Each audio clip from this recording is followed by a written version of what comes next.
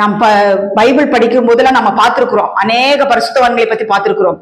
பாவத்தில் விழுந்த தாவீதாக இருக்கலாம், பாவத்தில் இருந்த ஆதாம் ஏவாளாக இருக்கலாம். இப்படிப்பட்ட நபர்கள் சாலோமோன், எசேக்கியா, இப்படி அநேகரை குறித்து நாம் பார்க்கலாம். எல்லாரும் பாவம் செஞ்சாங்க, பாவத்துக்கு தண்டனை கிடைத்ததா இல்லையா? அதைத்தான் நாம் பாவம் செய்தார்கள் எல்லாரும் இன்னைக்கு சொல்வார்கள், தாவீது பாவம் செய்தார், அவர் பாவம், எல்லாரும் பாவம் செய்தார். ஆனால் பாவத்துக்குரிய தண்டனை என்னங்கிறதை பாருங்கள். ஆதாம் ஏவாள் புசிக்க வேண்டாம் என்று சொன்ன கனியை புசித்தார்கள். புசித்ததுக்கு அப்புறம் சாபம் வந்தது என்று வேதவசனம் சொல்லுகிறது. சாபம் வந்தது, ஏதேன் தோட்டத்திலிருந்து துரத்தப்பட்டார்கள் என்று வேதவசனம் சொல்லுகிறது. நல்ல கர்த்தருடைய பிள்ளைகளே, பாவம் செஞ்சுட்டு ஆதாம் ஏவாளை போல சாக்கு போக்கு சொல்லிட்டு இருக்கீங்களா? சாக்கு போக்கு சொல்லாதீங்க. பாவம் செஞ்சது நான் தான் ஆண்டவரே, நான் ஆண்டவரே என்ன மன்னிங்க ஆண்டவரே. இந்த நாட்கள் ஒப்பு கொடுப்போமாக.